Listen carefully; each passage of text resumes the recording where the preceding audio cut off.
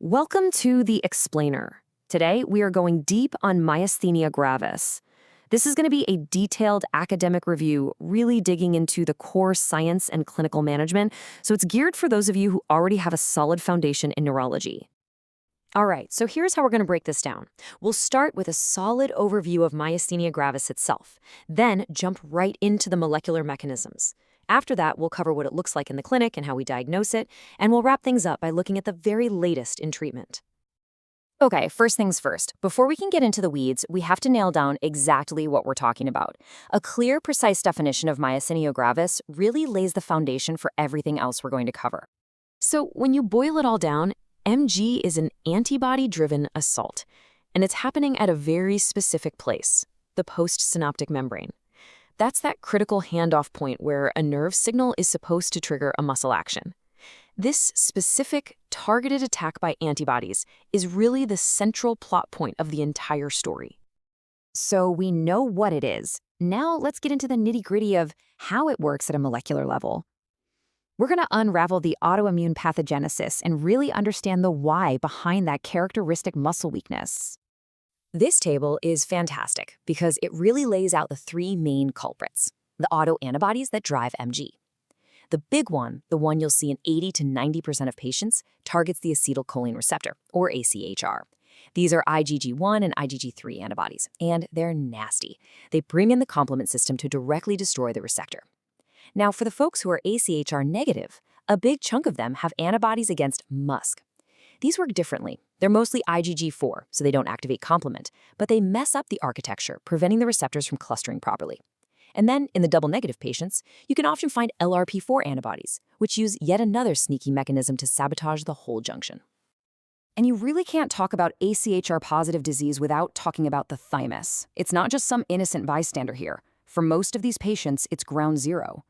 The thymus actually has cells in it that express the acetylcholine receptor, and this seems to be where the immune system gets its faulty training, learning to attack itself. It's this direct link that explains why thymic problems are so common, and as we'll see, why taking the thymus out can be such a game-changing treatment. Okay, so we've got the why, the underlying mechanism. Now let's dig into the who and the how. What does this actually look like for a patient? Let's talk about the clinical side of myasthenia gravis. You know, when you look at who gets this disease, a really interesting pattern pops up. It's what we call bimodal, meaning it has two peaks.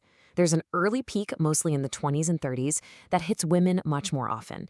And then there's a second, later peak in life, from the 60s to the 80s, that actually has a male predominance. It's a classic signature of the disease. So, from a clinical standpoint, the first thing we do is split MG into two big categories, ocular and generalized. Ocular MG is just what it sounds like. It's confined to the muscles of the eye, causing that classic droopy eyelid, or ptosis, and double vision, or diplopia. Now, the absolutely crucial thing to know here is that about 2/3 of these patients will go on to develop the generalized form, where weakness spreads to the rest of the body, and that usually happens within the first 3 years. And to make sure we're all speaking the same language when we talk about how severe the disease is, we use the Myasthenia Gravis Foundation of America, or MGFA, classification. It's a super important clinical tool that gives us a standardized way to stage the disease. It runs all the way from Class I, which is just that isolated eye weakness, up to Class V, and that's a full-blown myasthenic crisis where the patient needs a breathing tube. But here's the thing you absolutely have to remember about MG weakness. It is not a constant thing. The hallmark, the dead giveaway, is that it's fatigable and it fluctuates. The weakness gets measurably worse with use and gets better with rest. And this pattern holds true no matter where the weakness is, the eyes, the throat, the limbs, or even the muscles you use to breathe. All right, so you've got a patient in front of you with these classic symptoms. How do you actually confirm the diagnosis? Let's walk through the systematic approach from simple bedside tests to the more complex lab and electrophysiologic studies. It all starts with those clinical clues, right? Simple things like the ice pack test, where putting a cold pack on a droopy eyelid actually makes it better for a minute.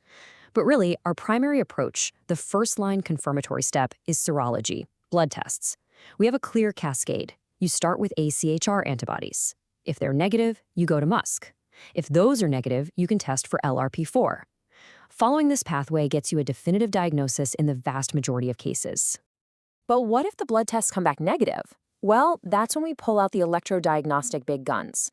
There's repetitive nerve stimulation, or RNS, which looks for a drop-off in the muscle's response. But the real heavyweight is single fiber EMG, or SFEMG. It's incredibly sensitive, over 90% at detecting something called jitter, which is just a sign of unstable transmission. But here's the catch. While it's super sensitive, neither of these tests is specific. You can see abnormal results in other conditions too. And that's a huge point, right? That lack of specificity means you've got to be a bit of a detective because there are other conditions out there that can look a lot like MG. Understanding the differential diagnosis is absolutely critical to getting it right. This is so important for anyone in the clinic. Let's break down the main mimics. Remember, MG is a post-synaptic problem. Compare that to Lambert-Eaton myasthenic syndrome, or LEMS.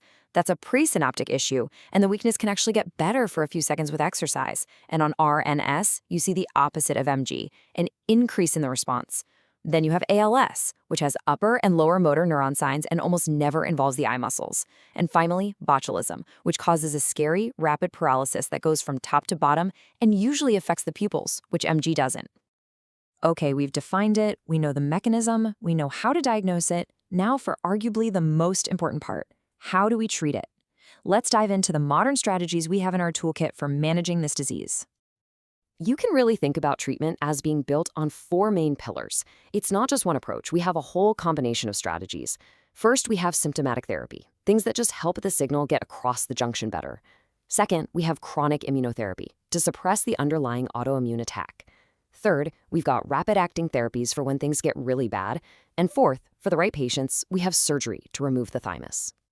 Now, here's a critical question for anyone who manages patients with MG. There are a number of very common medications out there that can actually push someone into a myasthenic crisis. Do you know what they are? And here they are. This list is absolutely crucial to have burned into your memory.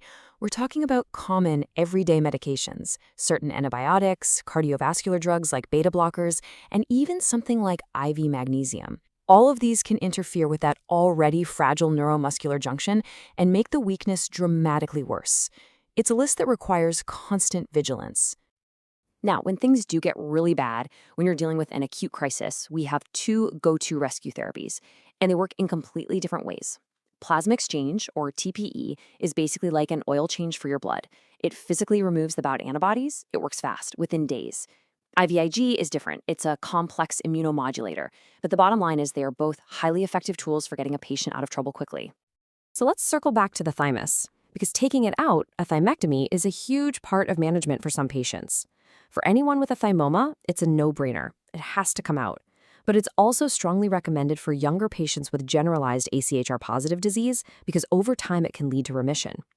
Where it gets a little more controversial is in other groups, like purely ocular or seronegative patients. That requires some careful clinical judgment. And I know, it sounds like a major surgery, and it is, but it's crucial to point out just how safe it's become. In the right hands, with an experienced multidisciplinary team, the mortality rate for this procedure is well under 2%. It's an incredibly safe and effective intervention.